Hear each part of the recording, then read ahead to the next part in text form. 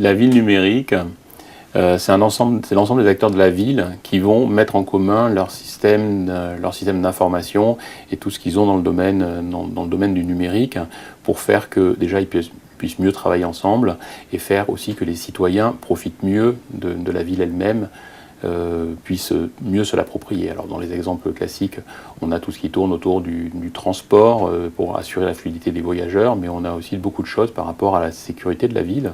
Par exemple, tout ce qui est pilotage du pluvial et donc pour éviter des inondations quand il y a des forts phénomènes de pluie par exemple. Alors, dans les axes de recherche autour du numérique et de cette meilleure coordination des acteurs pour finalement le bénéfice des citoyens et orienté par la collectivité, il y a deux domaines. Le premier, c'est éviter de construire une tour de Babel numérique, c'est-à-dire que l'ensemble des systèmes de ces acteurs ne communiquent pas entre eux, ne soient pas interopérables, et que finalement, on ait rassemblé le numérique de tout le monde au milieu de la ville, mais que ça n'amène à rien si ce n'est cloisonner les choses. On a tous besoin des données des autres, on a tous besoin que nos systèmes fonctionnent ensemble. Si par exemple je connais les horaires des collectes de déchets dans une rue, ce sont des informations qui sont importantes pour ceux qui vont fluidifier le trafic.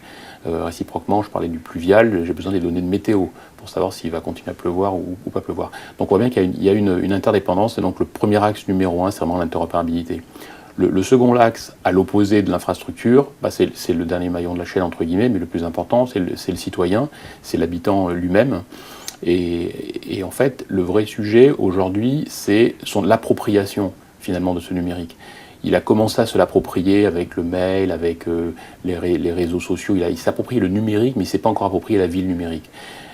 Peut-être que pour travailler sur cette appropriation, il faut lui donner qu'il participe plus, mais trouver qu'il y ait des occasions de participer, qu'il y ait des envies de participer. Donc je pense qu'il y a beaucoup de travail de recherche qui doit tourner autour de cette capacité de faire que les citoyens s'approprient de la ville numérique. Le numérique, c'est déjà une première étape. La ville numérique, on en est encore loin.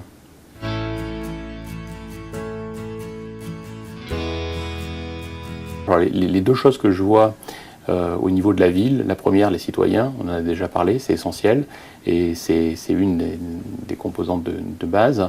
Et la deuxième, c'est la donnée, c'est le côté un peu numérique. Et c'est ces données qui vont justement passer d'un système à un autre, et donc c'est donc pas le système en tant que tel, c'est-à-dire que c'est pas le système des différents opérateurs qui composent la ville numérique, c'est plus la circulation de ces données.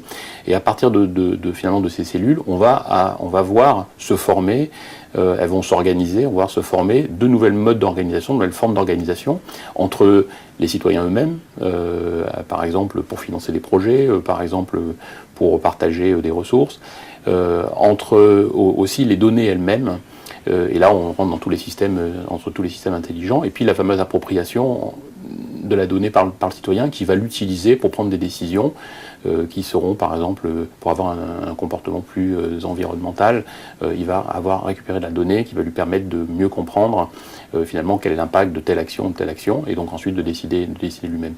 Donc pour moi, le côté vraiment vivant renvoie vraiment au citoyen, renvoie à la donnée. C'est deux choses qui doivent circuler sans barrière à l'intérieur de la ville. Et là, la ville sera vivante.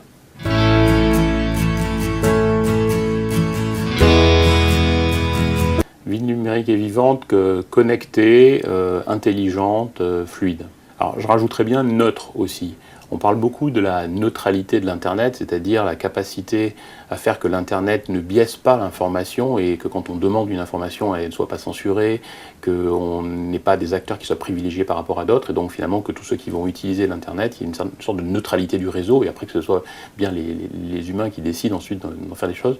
Je pense que la question ne s'est pas posée encore au niveau de la ville, mais on va avoir la même question qui va se poser. La ville numérique doit être neutre. Elle ne doit pas nécessairement favoriser un acteur par rapport à un autre.